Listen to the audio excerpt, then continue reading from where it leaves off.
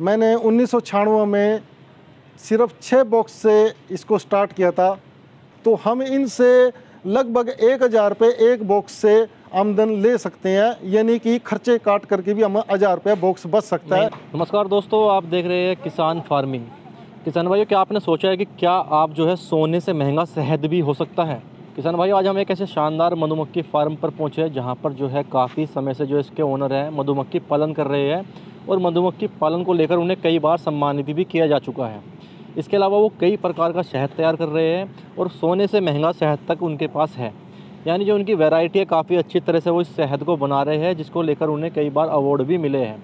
आज हम जो है आपको मधुमक्खी के बारे में बताएंगे कि आप कैसे मधुमक्खी पालन कर सकते हैं और इसे एक अच्छा आमदनी का जरिया बना सकते हैं, क्योंकि मधुमक्खी पालन के जरिए आप एक अच्छी खासी कमाई कर सकते हैं और इसके लिए आपको जो है ज़्यादा जगह की ज़रूरत भी नहीं है, बल्कि जो आपका जो फार्म है, जो पहले से आप खेती कर रहे हैं, उसी के बीच में ही आप मधुमक्खी पालन करके आप लाखों रुपये की कमाई सालाना में कर सकते हैं।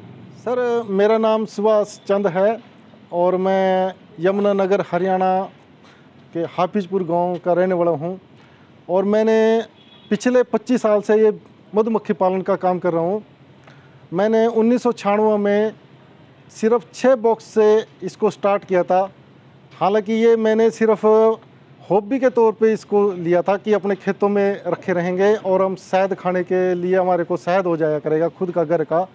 लेकिन मुझे मालूम नहीं था कि ये मेरा प्रोफेशनल बन जाएगा और आज मैं इस लेवल पे पहुंच जाऊंगा कि मुझे बहुत मान सम्मान सरकार की तरफ से भी, एग्रीकल्चर यूनिवर्सिटी की तरफ से भी और अपने यहाँ डीसी हैं यमुनानगर के, उनकी तरफ से भी, केवी के कृषि विज्ञान केंद्र जो हैं उनकी तरफ से भी मुझे बहुत बार जो है ना मान सम्मान मिल चुका है।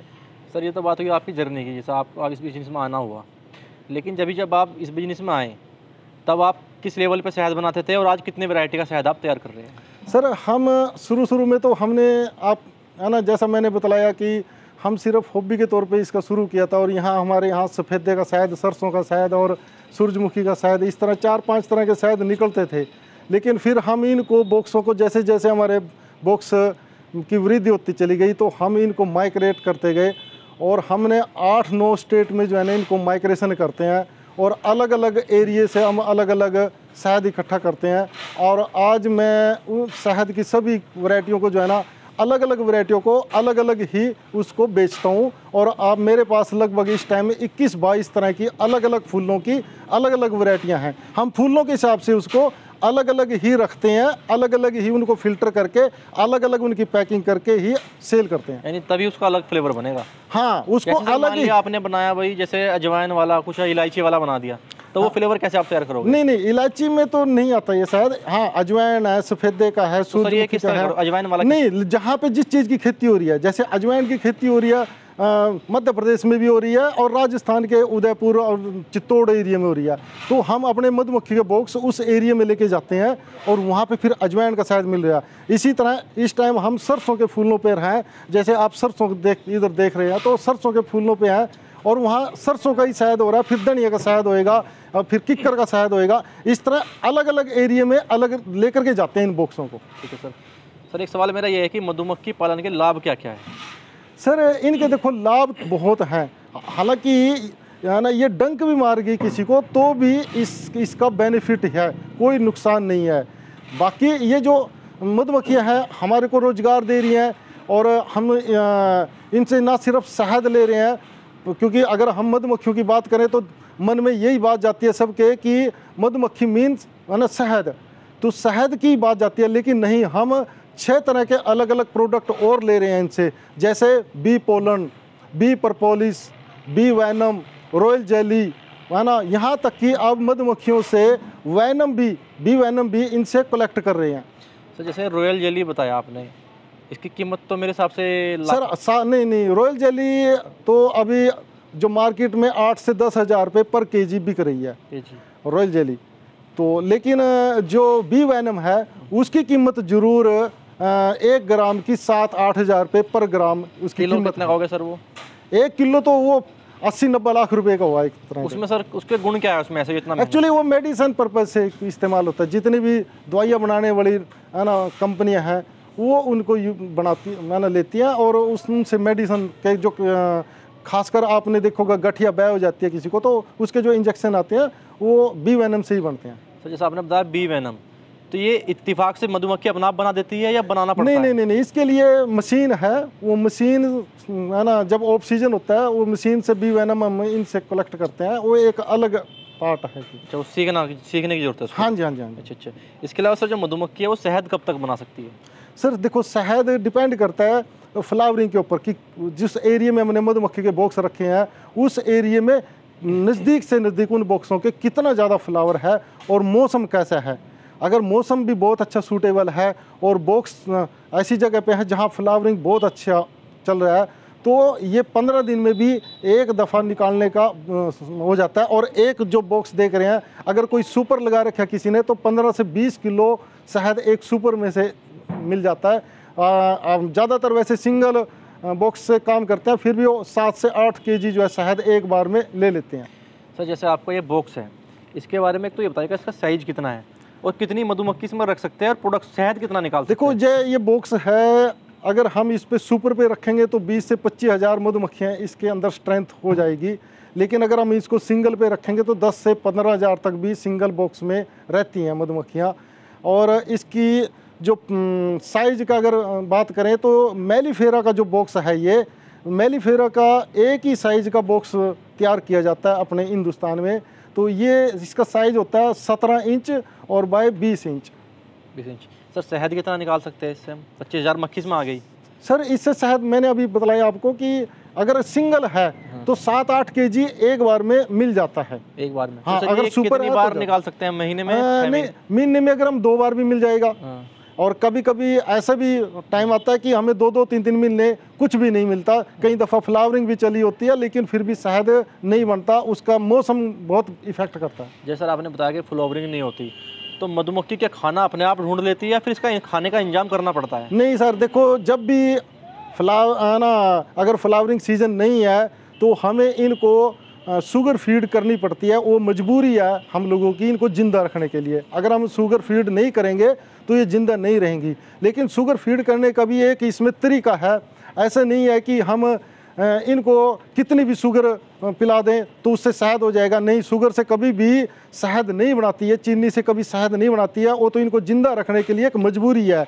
और एक बॉक्स लगभग 10 दिन में 1 किलो चीनी खा जाता है। अगर ऑफ सीजन की बात करें तो हमें मधुमक्खी पालक को भी सभी को ये ध्यान रखना चाहिए कि वो 10 किलो चीनी प्रति बॉक्स 10 दिन में देता रहे ऑफ सीजन में। सर एक जो मधुमक्खी है, इनकी उम्र क्या, जीवन चक्र क्या है इनका? सर अगर इसके जीवन चक्र के बारे में बात करें तो जो वर्कर बीज है उसका जो मेलिफेरा है उसका 4 से 5 महीने का इसकी उम्र होती है। इसमें जो एक क्वीन होती है जिसको रानी बोलते हैं, उसकी उम्र जरूर 2 साल रहती है। लेकिन हम लोग उसको, जो हमारा हिंदुस्तान का वातावरण है उसके हिसाब से हम उसको सिर्फ 1 साल के लिए रखते हैं। तो हर साल उसकी नई नई क्वीनें तैयार करते रहते हैं ताकि हमारा बॉक्स उसको कोई नुकसान न हो और वर्किंग भी बहुत अच्छी रहे। तो जैसा कि आपने इसका बॉक्स का साइज़ वगैरह सब बता दिया, अगर हम मान लिया कोई किसान ऐसे 10 बॉक्स से शुरू करे तो वो कितनी कमाई कर सकता है साल में इन 10 बॉक्स से? सर 10 बॉक्स से तो इतनी ज़्यादा प्रोडक्शन नहीं होएगी कि उसका परिवार, हाँ ये जरूर है कि अगर कोई भी नया बीकीपर है जो नया काम शुरू करना चाहता है, इस रोज़गार में आना चाहता है, तो वो मैं उसको सबसे पहले यही सजेशन करूँगा कि वो सितंबर अक्टूबर से ही इस काम को शुरू करे। ऑफ सीजन में बेशक सस्ती भी मिल रही हो मधुमक्खियाँ तो भी उसको ना खरीदें, क्योंकि उसका अनजान होता है उससे वो ख़त्म होने की चांस ज़्यादा हो जाते हैं। लेकिन सितंबर अक्टूबर से अगर उसने इन बॉक्सों को ख़रीदा है तो वो उसका सीजन जितने की उसने मधुमक्खियाँ खरीदियाँ उतने का वो उसकी प्रोडक्शन हो जाती है, उसके पैसे पूरे हो जाते हैं। इसलिए कम से कम बॉक्स पे ही शुरू करें ताकि वो उससे बहुत कुछ सीख सके। मैं यही कहूँगा कि 20-25 बॉक्स बहुत होते हैं स्टार्टिंग में एक बीकीपर को लेने के लिए। 25 बॉक्स से कितनी कमाई कर लेंगे साल में? 25 बॉक्स से देखो शुरू में तो 2-3 साल तो उसको लगेगा नहीं कि मेरे को कुछ इनकम आ रही है, लेकिन उन 25 बॉक्स से ही अगर वो ग्रोथ करेगा तो 3 साल में 19 से 70-80 बॉक्स तक वो ले जा सकता है। फिर उसकी आमदन बहुत अच्छी होना शुरू हो जाएगी। अगर हम प्रति बॉक्स इनसे रेट भी हमारे को अगर शहद का अच्छा मिल जाए तो हम इनसे लगभग 1000 रुपये एक बॉक्स से आमदन ले सकते हैं, यानी कि खर्चे काट करके भी हम 1000 रुपये बॉक्स बच सकता है साल में। हाँ जी। ठीक है सर। सर मैं एक चीज़ जानना चाह रहा हूँ, जैसे आपने बताया मधुमक्खी, इसको मधुमक्खी को कहाँ से ले, और फिर क्या मधुमक्खी लेने के बाद एक ही बार ले सकते हैं, बार बार लेनी पड़ती है? सर नहीं, इनमें यही खासियत है सबसे बड़ी कि अगर आपने एक बार बॉक्स मधुमक्खियाँ ली हैं तो वो हर साल ग्रोथ करती हैं ये, तो आपने दोबारा लेने की जरूरत नहीं पड़ेगी, बल्कि एक टाइम ऐसा आएगा कुछ साल के बाद कि आपको बेचनी भी पड़ेगी, क्योंकि आपसे इतनी मधुमक्खियाँ बॉक्स हो जाएंगे कि आप उनको संभालना मुश्किल हो जाएगा। तो आप जितने संभाल सकते हैं 500, 400, 300 उतने पे आप अच्छी तरह काम कर सकते हैं, जितने बॉक्स पे उतने रखिए, बाकी के आप सेल करते रहिए। हर साल कुछ बॉक्स मधुमक्खियों के सेल है ना करेंगे आप, और ये इनमें यही खासियत है कि ये ग्रोथ करती हैं। सर इनकी अमूमन जो मधुमक्खियों की कीमत क्या होती है एक नॉर्मल पालने देखो वाली? जब ये वैसे तो मार्केट के ऊपर चलता है, लेकिन फिर भी एवरेज अगर हम इनका मान के चलें, जब सीजन स्टार्ट होने से पहले सबसे ज़्यादा इसकी कीमत होती है, लगभग एक बॉक्स की कीमत 3000 से 3500 रुपये तक की एक बॉक्स की कीमत होती है।